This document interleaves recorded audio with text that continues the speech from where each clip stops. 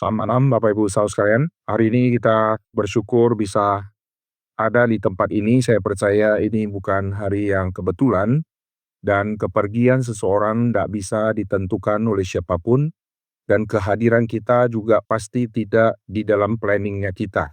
Tidak ada orang sudah susun di agendanya, tanggal sekian, bulan sekian, jam sekian, saya akan hadir di rumah duka karena ada satu orang yang akan meninggal, lalu kita tulis namanya, dan dia meninggal di tanggal berapa, di jam berapa, kita tidak pernah masukkan di dalam agenda. Tetapi di dalam waktunya Tuhan, waktu tiba, Tuhan yang sudah panggil seseorang pulang, dan Tuhan juga yang menarik semua orang bisa datang ke rumah duka. Di Kota Malang ada satu ibu yang setelah saya pelayanan di situ, lalu saya ada di kota yang lain. Suatu saat saya khotbah lagi di Kota Malang, di GR Malang, habis selesai salaman sama jemaat-jemaat yang pulang, dan begitu sampai ke ibu ini, setiap kali ketemu sama dia selalu wajahnya tersenyum, dan waktu dia pegang tangan saya, dia keluarkan satu kalimat. Peter, saya setiap hari doakan Peter. Muka dia saya ingat sampai hari ini, dan dia adalah guru SD, dan akhirnya tidak lama kemudian saya dengar kabar dia meninggal dunia, karena waktu dia seberang jalan, dia ditabrak, akhirnya dia mati. Dan anak dia ada satu cowok, dan sampai hari ini saya belum ketemu dia lagi, nggak tahu lokasi dia ada di mana, dan saya ingin sekali ketemu anak ini, karena anak ini dulu masih remaja. Lalu orang kedua yang saya temukan adalah di Surabaya. Adalah almarhum yang kita saksikan hari ini. Saya tahun lalu sempat bawa anak-anak, lalu mampir di Sentul. Karena almarhum selalu berkata, saya mau ketemu Peter, saya rindu sama dia. Saya tidak pernah dengar kalimat ini keluar dari mulut orang yang laki-laki, yang umur seperti dia, yang terus berkata, saya rindu ketemu sama Peter. Lalu di tahun lalu waktu saya bawa anak, lalu kami mampir di Sentul, lalu sempat ketemu sama beliau. Begitu Pak Vitor kasih tahu saya akan mampir ke rumah, dia senangnya luar biasa. Dan begitu ketemu dia langsung pegang tangan saya, dengan dua tangan dia pegang, dan keluar kalimat, Peter, saya sudah sangat rindu Peter. Itu kalimat yang terus dia ulangi waktu saya bicara sama dia. Dan dia dengan tongkat, jalan susah, lalu dia berdiri depan pintu, dia masih dada-dada. Lalu kalimat dia keluar lagi. Peter, datang lagi ya. Itu kalimat dia. Dan hari ini saya ada di sini. Oke, saya akan merenungkan firman Tuhan dan akan ajak kita untuk sama-sama kita merenungkan. Dan sepanjang hari ini dari pagi saya terus ingat ayat ini, yaitu Pengkhotbah pasal yang ke-7. Mari kita melihat Pengkhotbah pasal yang ke-7. Pengkhotbah pasal yang ke-7 di ayat yang pertama sampai di ayat yang ketiga. Nama yang harum lebih baik daripada minyak yang mahal, dan hari kematian lebih baik daripada hari kelahiran. Pergi ke rumah duka lebih baik daripada pergi ke rumah pesta, karena di rumah dukalah kesudahan setiap manusia, hendaknya orang yang hidup memperhatikannya. Bersedih lebih baik daripada tertawa, karena muka muram membuat hati lega. Ayat yang keempat, orang berhikmat senang berada di rumah duka, tapi orang bodoh senang berada di rumah tempat bersukaria. Ayat yang ke-8, akhir suatu hal lebih baik daripada awalnya. Ini adalah ayat-ayat kristalisasi yang sangat penting, yang tidak mungkin keluar dari manusia sembarangan.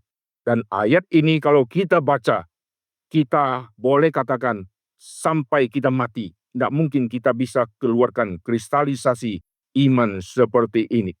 Dan kalimat ini sudah dikhotbahkan sepanjang zaman, dan kalimat ini sudah menjadi moto hidup dari orang-orang, yaitu apa yang harus dia kerjakan. Dia pergi ke rumah pesta lebih utama atau pergi ke rumah duka. Dia mau jadi orang berhikmat atau mau jadi orang bodoh.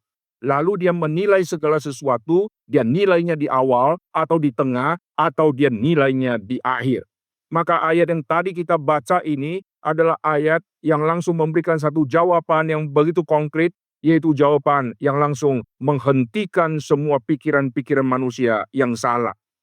Selalu kita menganggap orang kalau sudah mati, biarkan orang mati menguburkan orang mati. Ngapain kita datang ke rumah duka?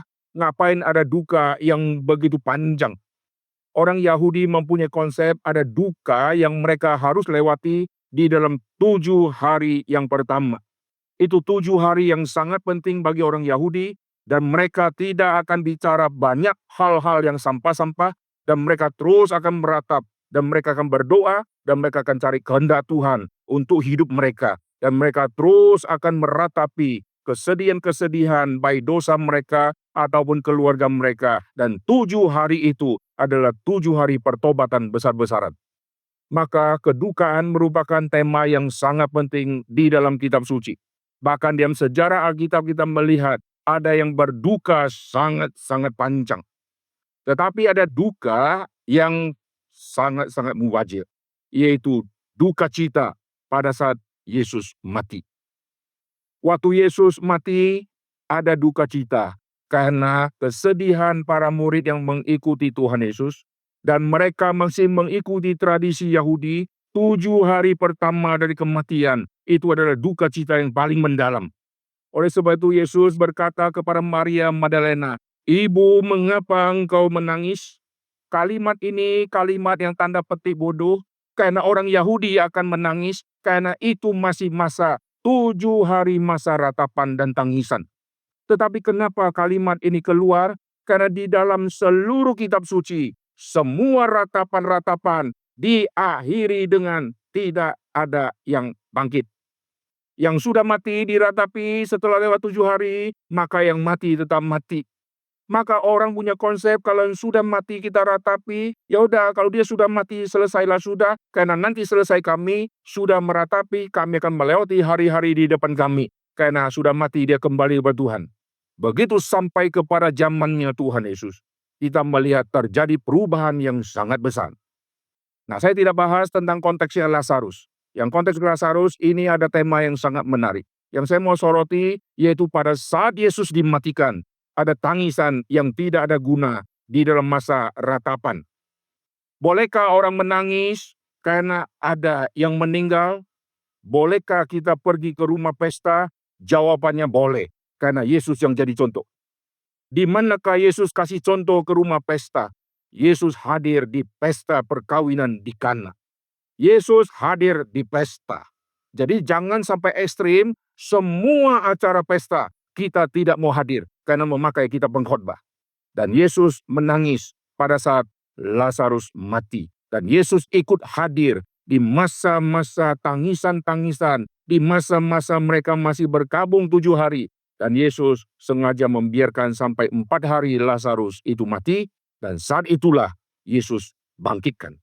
Waktu Yesus bangkitkan, Yesus menghentikan tangisan, karena tangisan akan berhenti setelah 7 hari perkabungan. Di tengah-tengah, Yesus hentikan tangisan. Waktu Yesus bangkit, Yesus berkata kepada Maria Magdalena, "Ibu, mengapa engkau menangis?" Yesus mau menghentikan tangisan yang tidak perlu ini. Nah, sekarang kita kembali di dalam kitab pengkhotbah ini. Di dalam kitab pengkhotbah ini memberikan satu rahasia yang tidak pernah muncul di dalam bagian kitab suci manapun, yaitu hari lahir sama hari mati. Mana yang lebih baik? 2019 saya khotbah di rumah duka di tempat ini juga, dan saya bahas tentang rumah duka versus rumah pesta atau tempat pesta, dan itu ada di channel YouTube. Tadi saya dengarkan ulang lagi, di situ saya membahas 3 poin, dan sekarang saya akan melanjutkan poin itu, saudara. Saya tadi bergumul, Tuhan, saya mau lanjutkan khotbah waktu almarhumah meninggal, atau saya lanjutkan khotbah tentang yang rumah duka. Waktu almarhumah meninggal itu kira-kira 2021. Waktu dia meninggal saya khotbah tentang aku tahu penebusku hidup. Dan itu saya edit dan saya masukkan ke YouTube. Cuma waktu itu karena tidak direncanakan, saya juga tidak membawa alat rekam, dan rekamnya pakai handphone, dan saya taruh di depan, ambil gambar dari handphone, ambil suara dari handphone, sehingga suaranya gaung dan berisik, semua masuk, dan editnya setengah mati.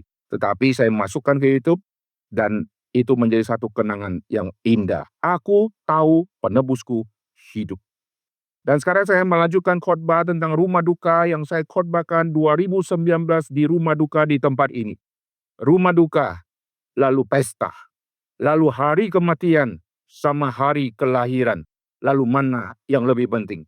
Akhir sama awal, mana yang lebih penting? Kegagalan anak muda adalah salah memilih mana yang lebih penting. Jikalau di kanan sama di kiri, ini pilihan yang harus diambil, kanankah atau kiri, maka di situ konsep nilai akan berlaku. Kau pilih yang mana, yang menurut kamu baik, atau yang menurut Tuhan yang baik. Disitulah terjadi pergumulan yang sangat berat, dan kebanyakan orang gagal di tema hal itu. Perhatikan pengkhotbah waktu dia mencetuskan mengenai perbandingan ini. Di dalam pikiran kita, kelahiran jauh lebih penting. Kematian, tidak ada sesuatu lagi yang kita bisa harapkan untuk dia berjasa setelah dia mati. Suruh pimpin pujian, tidak bisa. Suruh kesaksian, dia tidak bisa. Suruh pergi pelayanan penginjilan, sudah tidak bisa. Karena sudah mati. Maka kalau bicara kematian, berarti selesailah pengharapan. Kalau bicara kelahiran, bicara tentang pengharapan di depan. Kalau anak ini nanti umur 50, berarti 50 tahun akan berjasa atau melayani atau apapun. Dia bisa berjasa melayani mama, dia bisa melayani Tuhan, itu masih sangat panjang di depan. Kalau dia matinya umur 80, wow, luar biasa prestasi-prestasi yang dia bisa dapat di bumi, itu kalau dikumpulkan begitu banyak, maka orang langsung pikir kelahiran harus lebih diutamakan, sedangkan kematian biarkan saja. Di dunia kita bersyukur di negara tertentu atau di suku bangsa tertentu, mereka sangat menekankan perhatikan yang mati. Tetapi waktu perhatikan yang mati, mereka tidak pakai kitab suci. Mereka perhatikan yang mati berdasarkan tradisi. Akhirnya orang mati dihargai lebih daripada orang hidup. Yang mati dipestakan dengan menghabiskan uang bermiliar-miliar, dan dia hutang banyak sekali. Setelah pesta selesai, dia harus kerja berat untuk membayar semua hutang. Karena demi gengsi keluarga, dia keluarkan uang bermiliar-miliar untuk kuburkan. Padahal yang mati itu saat hidup, minta bubur pun mungkin tidak dibelikan bubur. Tapi waktu sudah mati, miliatan dikeluarkan untuk mendemonstrasikan kekayaan dia kepada semua orang. Lihat, saya dari keluarga yang berada, lihat kematian ini saya pestakan dengan adat, dan akhirnya mahalnya luar biasa. Uang untuk gereja dia pelit luar biasa, pembangunan untuk gereja dia tidak kasih, tetapi semua dihabisi untuk dunia pemakaman. Ini daerah tertentu masih ada di Indonesia sampai hari ini.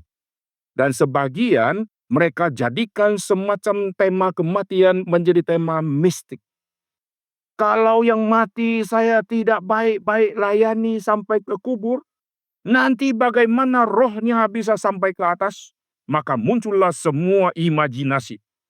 Saya pernah ada di satu rumah duka saudara, dan saya melihat waktu suaminya mati, si istri terus dibawa peti mati. Ngapain dia duduk di bawah peti mati? Dan dia terus bakar itu kertas itu. Dan teorinya, api tidak boleh mati. Jadi waktu dia bakar, api membakar kertas. Sebelum kertasnya habis, dia taruh lagi kertas yang baru. Dan terus bakar sampai pagi. Teorinya apa? Supaya asap ini nanti akan menghantar arwahnya. Bisa naik ke atas. Dan dia tidak belajar dunia asap. Asap kalau naik berapa tinggi sih saudara? Langsung buyar, betul nggak? Nggak ada asap bisa terus sampai ke atas. Terus sampai ke atas. Apa yang membawa manusia yang mati itu? Supaya bisa sampai ke tempat yang tinggi. Akhirnya yang kaya yang jual kertas itu. Dan setelah sekian lama dia kerjakan hal itu, lalu di hari kematian mereka lakukan ritual-ritual yang begitu banyak. Di dalam kekristenan kita menghargai anak yang hidup, kita juga menghormati orang yang mati. Amin. menghormati orang mati berdasarkan prinsip firman Tuhan, yaitu mengingat semua pelayanan dan jasa-jasa orang-orang yang jadi pendahulu kita. Alkitab sangat menekankan Allah Abraham, Allah Ishak, Allah Yakub, nenek moyangmu. Abraham, Ishak, dan Yakub, nenek moyang. Nama Abraham, Ishak, dan Yakub selalu disebut supaya manusia di zaman mendatang jangan melupakan leluhurmu. Timotius, ada Eunike. Siapa yang kenal Eunike? Supaya seluruh manusia mengingat, kau punya nenek, nenekmu orang beriman, kau punya mama, mamamu orang beriman. Ini tidak boleh dilupakan. Perkataan dari almarhum Pak Edi, dia katakan kepada saya berkali-kali. Setiap kali ketemu sama dia pasti pegang tangan saya dengan dua tangan, dan kalimat yang dia keluar, aduh terima kasih Pak Ita. Saya dikasih oleh Tuhan anak-anak yang baik-baik semua. Ini kalimat dari dia, saudara. Dan saya dikasih mantu yang baik-baik semua. Dan saya dikasih cucu yang baik-baik semua. Lalu saya mulai mikir, iya, semua anak dan cucu dia baik-baik, saudara. Lihat anak pertama Bu Erlin. Bu Erlin pelayanan di Jakarta. Lalu suami Pak Alex. Ini sebelum saya tiba di Surabaya, dia jadi ketua pengurus toh. Dia pegang semua OV, saudara. Lalu dia punya anak ada 3, ada Grace, ini pianis di tempat kita, ada Janice, ada Vincent, ini ikut kor. Lalu saya pikir lagi, yang Pak Victor, ini belum punya. Lalu sama Bu Yen Yen guru sekolah minggu di GRI Kertajaya. Lalu turun lagi ke Bu Evi juga ikut pelayanan. Yang Sony, Tuhan selamatkan dengan cara yang ajaib. Dan sekarang ada di gereja melayani, saya bersyukur. Dan papanya senang, Peter, saya bersuka cita, anak-anak saya semua baik-baik, dan mentu saya baik-baik. Dan setelah itu dia katakan, saya bersuka cita karena ada Pak Victor. Pak Victor ini satu orang yang suku yang berbeda dalam keluarga ini. Saya bersuka cita ada Pak Victor. Pak Victor seperti anak bagi saya. Dan dia sangat memperhatikan saya. Jadi secara hidup tidak ada tangisan dan kesedihan untuk keturunan dia dan cucu dia. Dan dia yang agak sedih adalah sikap dia yang tadi sudah dikatakan. Karena di hari perkabungan almarhumah Sri, dia katakan satu kalimat. Dia panggil dengan panggilan yang akrab. Dia bilang, saya minta maaf. Selama ini saya terlalu kasar kepada kamu. Itu kalimat dia. Saya janji tidak kasar lagi, aduh saya minta maaf. Sambil di samping peti mati dia terus katakan kalimat ini. Dan saya percaya setelah almarhumah pergi, kerinduan dia paling dalam adalah ketemu sama almarhumah. Dan waktu saya tahu meninggalnya di hari Sabtu, antara Jumat Agung sampai Paskah, lalu saya mengetahui lagi, dia pergi duluan sebelum Pak Victor pergi ke Rusia, saya semakin bersuka cita. Kenapa? Saya berkata kepada Pak Victor, coba bayangkan Pak Victor dan berapa hari sama Bu Yen akan pergi ke Rusia. Begitu tiba ke situ mendampingi tim Pak Tong di dalam rangkaian KKR di situ, mendadak informasi tiba. Pak Victor, mertua meninggal dan dia harus beli tiket dengan bayar euro. Misalnya hari ini dia dengar, besok harus pulang. Bayangkan tiket berapa mahal dan belum tentu ada tiket. Dan perjalanan begitu jauh. Dan saya berkata, almarhum Pak Edi pergi tepat waktunya. Sehingga nanti setelah semua selesai, kalian bisa mendampingi Pak Tong pergi ke Rusia dengan tidak ada beban lagi karena papi sudah bertemu dengan Tuhan. Dan yang saya pikir lagi, Tuhan panggil dia di hari yang luar biasa, diapit oleh Jumat Agung dengan Paskah. Dan beliau pergi. Dan perginya di umur 79, dan ini adalah peristiwa yang tidak bisa diatur oleh manusia. Dan saya percaya di hari kematian dia seperti ini, mengingatkan kita saat kita rayakan Jumat Agung, dan saat kita rayakan Paskah. Dan kalau kita pikir secara manusia, kalau dia boleh berkata hari ini, dia mau katakan kepada kita, ingatlah kematian Tuhan Yesus, dan ingatlah kebangkitan Tuhan Yesus. Waktu saya ketemu sama beliau, waktu saya khotbah, Lalu waktu saya melihat dia diantar oleh Sony. Dan saya terus perhatikan keluarga yang memperhatikan orang tua. Saya pernah khotbah di Jambi, kenapa kebudayaan Cina sangat diberkati. Salah satu alasan kebudayaan Cina diberkati, karena kebudayaan Cina memegang satu aturan, yaitu hormati orang tua. Maka dari kecil, kami kalau makan sebelum absensi, nggak makan. Ai makan, ko makan, mak makan, nenek makan, absensi semua. Baru kita makan. Dan kalau belum dipanggil semua, nanti orang tua ingat, hei itu belum, panggil, bilang. Dan kami diajar seperti itu, akhirnya kami membekas sejak kami kecil. Mengapa? Makan kok mesti absensi semua lalu lapor. Makan yang makan, kenapa mesti lapor mereka? Karena mendidik anak untuk menghargai semua yang tua dan sopan kepada yang tua.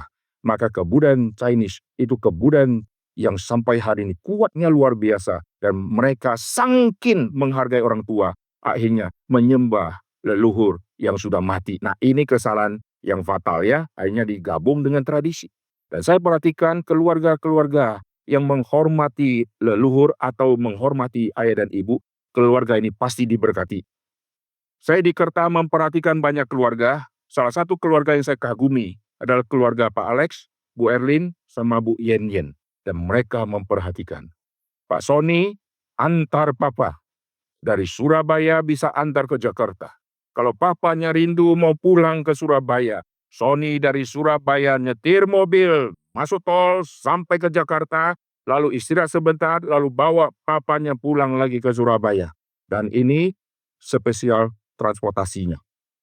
Dan luar biasa.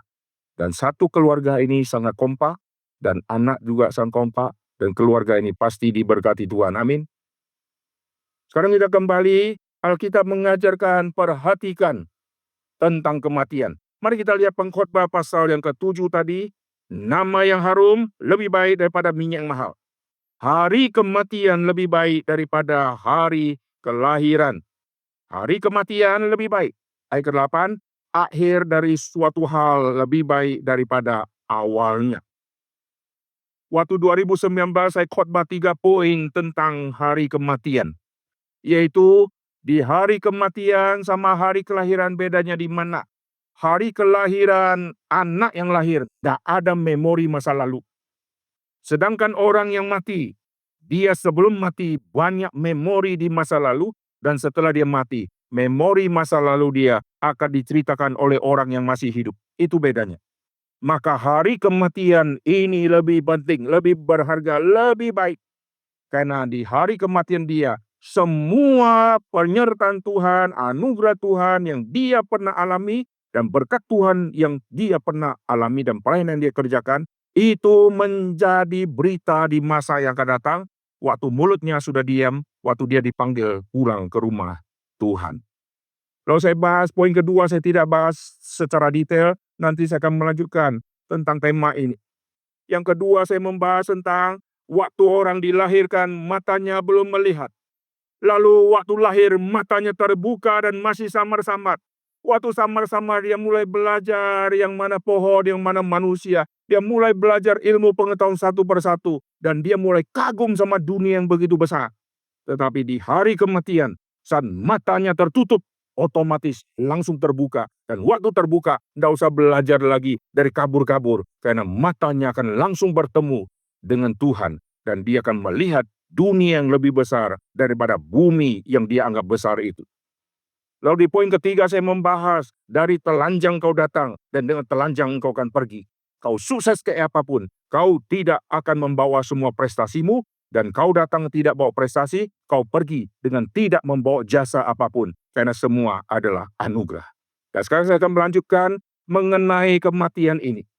Waktu seseorang mengalami kematian dan kematian orang ini, sebelum nanti semua berita kedukaan berakhir, maka rumah duka menjadi rumah terakhir yang sangat penting. Kuburan tidak kita sebut rumah duka. Kuburannya kuburan. Tetapi rumah duka ini menjadi rumah yang tanda petik terakhir. Ada orang yang jenazahnya ditaruh di rumah. Rumah itu sekarang menjadi rumah duka. Mari kita pergi ke rumah itu, kenapa? Ada kedukaan, maka rumah itu menjadi rumah duka, tetapi sementara karena ada yang meninggal. Tapi rumah duka menjadi rumah duka yang menyambut semua jenazah-jenazah dari berbagai agama untuk masuk. Dan rumah duka adalah satu-satunya rumah yang saya percaya yang Tuhan senang. Kenapa? Bukankah gereja Tuhan senang?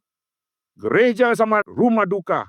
Di dalam hati saya, rumah duka banyak hal melampaui gereja. Di gereja saudara dengar khotbah apa? Coba listkan semua khotbah di gereja. Satu pendeta kalau khotbah kebaktian minggu 1 dan 2. Lalu dia khotbah di hari apa lagi? 1 bulan khotbah 8 kali. Rumah duka. Kalau disekat ada 35 ruangan. Setiap kali ada orang Kristen yang meninggal. Setiap kali pendeta kalau khotbah. Semua khotbah pasti berita Injil. Di tempat mana? Di satu komplek dengan 35 tempat. Yang hari yang bersamaan, di jam yang boleh berbeda, semua khotbah tentang Injil Tuhan. Gereja tidak lakukan hal ini, tapi rumah duka ada khotbah tentang Injil Tuhan. Amin. Di mana berita Injil yang paling sering dikhotbahkan? Di rumah Tuhan di gereja kah? Sangat jarang. Karena kebaktian yang bicara tentang Injil sudah semakin kurang. Kalaupun ada sebulan cuma berapa kali. Tapi kalau rumah duka kau lagi penuh, dibuat kebaktian ada 3 hari penghiburan atau 4 hari penghiburan. Semua khotbah-khotbah teologi sukses tidak mungkin dikhotbahkan di situ, tetapi khotbahnya semua isinya tentang kristalisasi iman kepercayaan, bagaimana akhir hidup manusia, bagaimana pengharapan di dalam Tuhan. Dan Tuhan sangat senang. Dan dulu saya pernah punya rencana, Tuhan, saya mau jadi gembala di Adijasa ini. Saya ingin setiap hari saya khotbah tentang Injil, dan saya mau rekam semua menjadi khotbah serial di rumah duka. Karena itulah kristalisasi iman, kepercayaan kekristenan yang murni dikhotbahkan di rumah duka, di waktu yang sangat singkat, dan waktu itu adalah waktu yang sangat berharga, karena berjumpa dengan orang-orang yang datang, bisa dari berbagai macam agama, karena orang yang meninggal dihargai oleh orang agama A, maka orang itu datang, dan waktu dia datang, disitulah dia berjumpa dengan Injil Tuhan. Maka rumah duka, disitulah khotbah Injil. Sedangkan di rumah pesta, adakah khotbah Injil? Saudara datang ke rumah pesta, tujuannya mau dengar khotbah atau tidak? Datang ke rumah pesta, sebelum berangkat, sudah ke salon 4 jam, saudara ya. Untuk menunjukkan saya punya rambut lebih bagus dari yang lain, untuk menunjukkan baju baru saya lebih bagus, tapi di rumah duka, semua baju bagus tidak digunakan. Tidak ada orang pergi ke salon dulu, khususnya yang berduka. Ke salon dulu nggak? Tato alis lagi, tidak ada semua. Yang ada kemurnian wajah, coba lihat, tidak ada skincare, tidak ada semua. Di situ terjadi keaslian luar biasa, dan semua yang datang siap untuk menghibur dan siap untuk mendengarkan firman Tuhan. Maka rumah duka melampaui rumah pesta. Karena di pesta orang bersenang-senang, di rumah duka orang mengingat hidup manusia. Kau sukses, kau tidak sakit, suatu saat kau akan tidur di situ. Sejak saya kecil, saya hadir di tempat kedukaan, baik dari nenek, baik dari kakek, saya terus membayangkan, suatu saat kalau saya tidur di situ, seperti apa ya? Tidur bukan pura-pura tidur, tapi mati, saudara. Lalu kalau saya ada di situ, lalu di kiri kanan ini siapa, saudara? Yang nangis-nangis siapa? Paling papa, paling mama, paling koko, lalu siapa? Sepi, saudara. Saya pernah membayangkan, kalau saya mati siapa yang datang? Paling teman sekolah, saudara. Saudara pernah bayangkan? Kalau saudara meninggal, siapa yang datang? Kemarin saya hadir di hari tutup peti. Kemarin yang hadir, semua mau menyaksikan almarhum di waktu yang terakhir, di wajah yang terakhir sebelum peti ditutup. Dan ruangan ini penuh sampai keluar, saudara. Dan saya perhatikan, karena saya hargai almarhum Pak Edi ini. Karena dia yang berkata, Pak, saya doakan pelayanan Pak Iter terus. Dan dia yang terus berkata, saya rindu ketemu Pak Iter. Dan dia pernah berkata, Pak Vitor, saya mau telepon Pak Iter. Kalau dia telepon panjang, saudara. Dan dia cerita banyak. Kadang Pak Vitor tidak enak, Pak Vitor berkata, jangan panjang-panjang. Dan kalau ketemu sama dia, aduh dia senangnya luar biasa. Tapi hari ini, dia akan senang luar biasa. Karena dia berjumpa dengan kekasih jiwa dia yang di dunia, yaitu istri yang sudah dipanggil Tuhan, dan dia bertemu dengan kekasih jiwa yang sejati, yaitu Tuhan Yesus. Amin. Lihat hidup seseorang, lihat lahirnya lucu, tapi tunggu endingnya. Tunggu saat ending. Karena di saat endinglah Tuhan karuniakan nama yang harum yang tidak mungkin digugurkan. Kalau seorang anak lahir, dia dapat nama harum karena anak ini keturunan dari kaisar. Wih, anak kaisar, penerus kaisar. Nama yang dijuluki kepada dia, ini harum luar biasa, penerus kaisar. Tetapi setelah dia dewasa, dia betul nggak penerus kaisar? Kalaupun kelak jadi kaisar, lihat masa akhirnya. Dia berakhir hidupnya dengan memakai sebutan apa? Sebagai sebutan orang jahatkah? Atau sebutan orang yang berguna? Seseorang yang kerja lalu prestasi tinggi, wah dia dihargai. Ingat, waktu dia menjelang tua dan waktu sakit-sakit, dan waktu dia akan mati. Sekarang, nama yang harum masih dia pegang atau tidak? Maka nama yang harum Tuhan akan karuniakan, bisa waktu orang itu masih hidup. Tetapi yang paling penting, nama harum Tuhan akan konfirmasi pada saat orang itu mati. Waktu dia sudah mati, nama dia harum atau tidak, dan tidak ada orang bisa menggugurkan lagi. Karena dia pergi meninggalkan semua jejak-jejak yang indah di bumi, dan Tuhan karuniakan semua itu kepada orang ini. Kita bersyukur almarhum di dalam hidup, meskipun banyak penderitaan, meskipun banyak sekali kekecewaan, tetapi satu persatu kesulitan dia, Tuhan sudah selesaikan, dan kesedihan dia yang paling mendalam, dia berkata kasar kepada istri, dan sekarang dia sudah berjumpa dengan istri, berjumpa dengan almarhumah. Itu sukacita yang besar. Terakhir, di rumah duka, disitulah terjadi konfirmasi. Kita egois atau tidak? Saya kadang-kadang melihat orang yang hidup terlalu egois. Misalnya, mama yang sudah sakit kanker parah. Lalu mama perutnya sudah buncit, sudah dioperasi sini sana, semua organ sudah diganti sini ganti sana, selang sudah banyak. Lalu mama ini meninggal, lalu orang yang masih hidup berkata apa? Mama, kenapa kau pergi kau cepat? Kenapa tidak tunggu saya? Ma, setahun lagi dong ma baru pergi. Setahun lagi baru pergi. Setahun lagi dia akan bertahan sakit menderita kayak begini.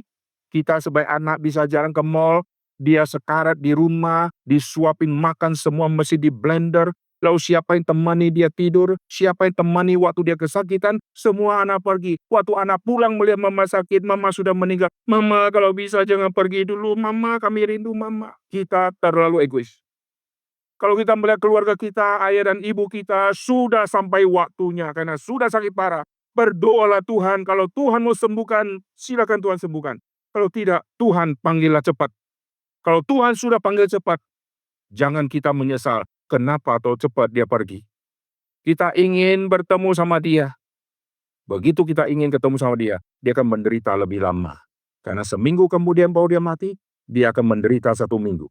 2 minggu kemudian dia baru mati, dia akan menderita 2 minggu. Dan itu sangat menderita. Sekarang semua penderitaan Tuhan sudah angkut. Maka kita harus terima dan tidak boleh egois. Karena dia sudah senang di sana. Amin. Sekarang bagaimana kita yang ada di sini? Saudara sudah mulai? Saudara sudah di tengah? Sudah dapat nama harum? Belum selesai. Tunggu saat akhir. Karena akhir lebih baik daripada awal. Mari kita berdoa. Bapa di surga, kami berterima kasih untuk apa yang sudah kami dengarkan. Di dalam waktu yang singkat, biarlah roh Tuhan bekerja di dalam hati setiap kami, untuk mengingatkan kami sekali lagi, kami yang hidup dalam dunia ini, kelak akan menyusul semua orang-orang yang Tuhan sudah panggil duluan. Tuhan hiburkanlah keluarga, Tuhan pakailah kami selama masih ada kesempatan. Karena akan tiba waktunya, kami pun akan tidur di tempat di mana almarhum atau almarhum pernah tidur. Tanah di mana orang pernah dikubur, kelak kami pun akan dikubur di tanah seperti itu. Tuhan ingatkan kami sampai kepada detik akhir, kami tetap menjadi saksi Tuhan sampai kepada detik akhir. Kami terus menjadi pelayan Tuhan, kami tidak mengecewakan Tuhan. Dengar doa kami, dalam nama Tuhan Yesus kami berdoa. Amin.